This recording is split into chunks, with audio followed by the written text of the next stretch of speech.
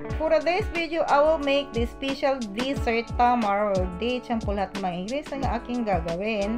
Tamar without seed, yung butter, yung tahina or peanut oil, yung biscuit, cream, condensed milk, and dalawang klaseng peanut butter. Of course, first, dinuro ko mabuti po yung biscuit, and then 1 tablespoon of melted butter, and then the condensed milk. Kailangan po yun ay mahalo po ng mabuti. Ganyan, halo-haluin po ng mabuti. And then, yung peanut butter na medyo may buo-buo pa. And then, melted peanut butter. Yan. 1 tablespoon lang po ang aking nilagay. And saka po yung tahina or yung peanut oil. Yan, kailangan. And then, a little bit cream.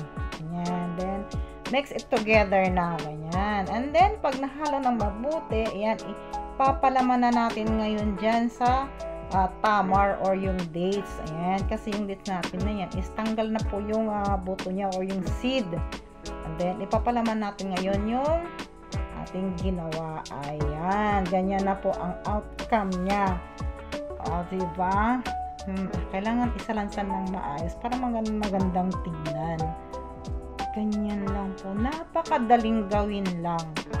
Very basic. Tanggalin yung buto ng tamar and then gawa ng palaman ng biscuit. Paghalo-halo na mabuti. And then, ipapalaman ng ganyan. And then, after that, lagyan na natin ng condensed milk sa ibabaw. Another design.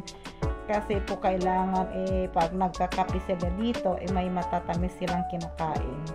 And then, gagawa kasi ako dyan ng chai gawa ang partner dyan. Ganyan lang. And then, maglagay tayo ng pistachio. Ganyan, sa ibabaw. Ayan. Kasi namin kung mahilig talaga siya ng maraming design at matatamis. Ganyan lang. Kailangan madami-dami. Ganyan sa ibabaw niya.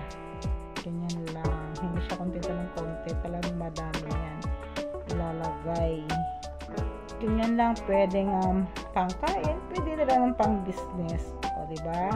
Tawagin nyo lang po ako kung gusto nyo pong mag-order. And then, yung nuts naman. Ayan, lagay another design. Ganyan lang. At saka, depende naman po kung ano yung gusto ng kakain. Konting nuts or madami. Ayan, pwede naman po. Pwedeng pangkain at pwedeng pang business.